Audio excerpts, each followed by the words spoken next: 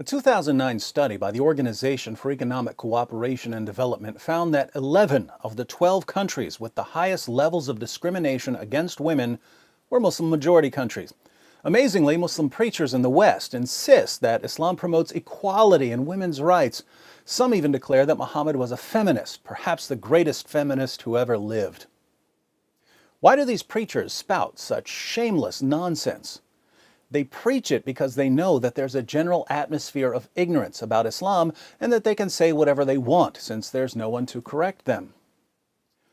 I suggest that the first step on the path to reducing the gender gap in Muslim countries is an informed population of free people who will not fall for false claims about Islam and who can therefore draw attention to the real source of the problem.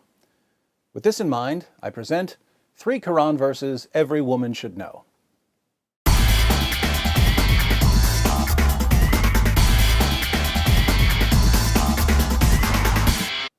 Now, before everyone fills up the comments section with, David, why didn't you bring up Surah 4:3 or Surah 4:24, Surah 65:4, basically all of Surah 33, let me say that I know there are a lot of relevant verses here, but there's simply too much material to present all at once, so I've selected 3 verses that are especially relevant to the high levels of discrimination against women in Muslim countries. First, Surah 2, verse 282 of the Quran is an outrageously long verse dealing with contracts. But there's an interesting part in the middle that says, "And get 2 witnesses out of your own men, and if there are not 2 men available, then a man and 2 women, such as you agree for witnesses, so that if one of them, one of the 2 women, errs, the other can remind her. If 2 men aren't available as witnesses, then get a man and 2 women." Here we find the Islamic principle that the testimony of a woman is worth half the testimony of a man. Why is this? Muhammad explains in Sahih al-Bukhari 2658. The Prophet said, "Isn't the witness of a woman equal to half of that of a man?" The women said, "Yes." He said, "This is because of the deficiency of a woman's mind." The testimony of women is unreliable because women are, by nature, stupid.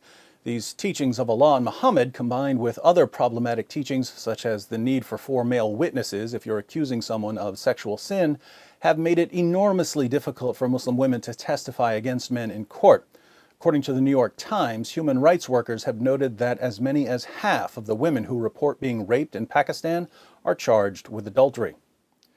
Second, in Surah 2, verse 223, Allah says, "Your wives are a tilth for you, so go to your tilth when or how you will."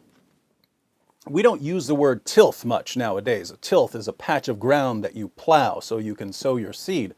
The Quran says that women are a tilth that you approach whenever and however you want.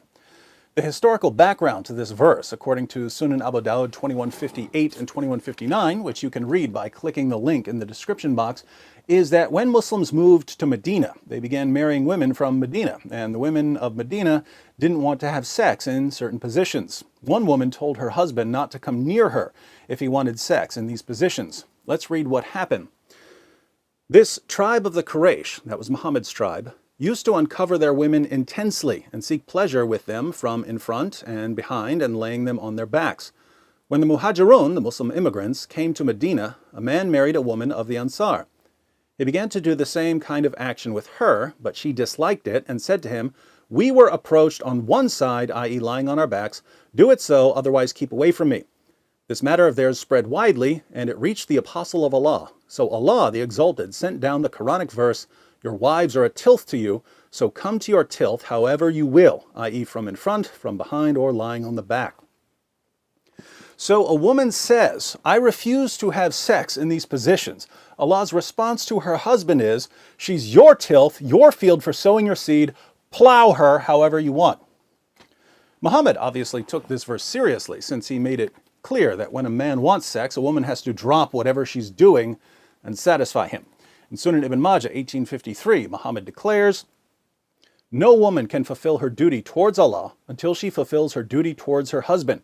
If he asks her for intimacy, even if she is on her camel saddle, she should not refuse."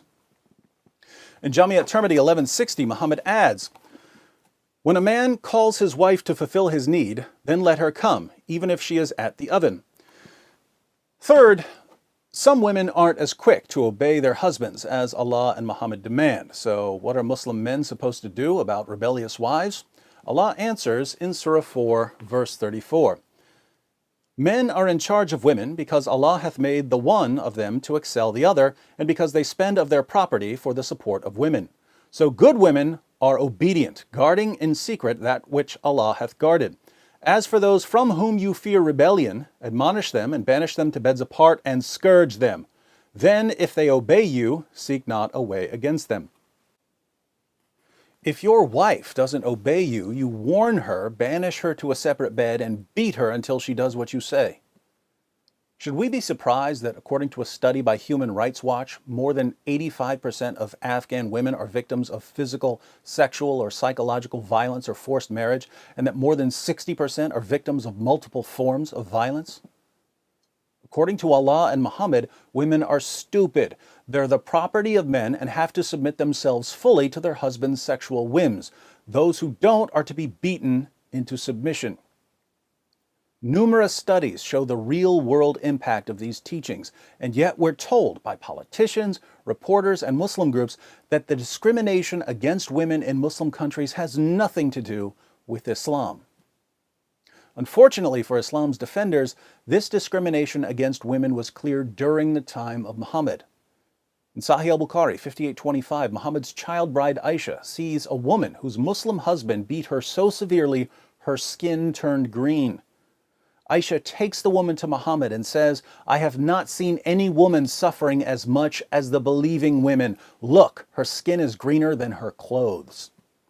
This is Aisha, Muhammad's favorite wife, who's called the mother of the faithful, saying that Muslim women were being treated worse than pagan women. Why were Muslim women being treated so horribly? Here's why. And if you're expecting Muhammad to punish the man who beat his wife until her skin turned green, you haven't been listening. Muhammad rebuked the woman for being a bad wife. So Muslim women were viciously oppressed in the earliest Muslim community, and here we are 14 centuries later, and the situation hasn't changed. Why hasn't it changed? Because many Muslim communities today take that first Muslim community as their model. They take the teachings of Muhammad and the Quran as authoritative. If we want to see lasting change in our lifetimes, we have to challenge the pattern laid down by Muhammad and the Quran. So learn these 3 verses, share them with your friends, share the video.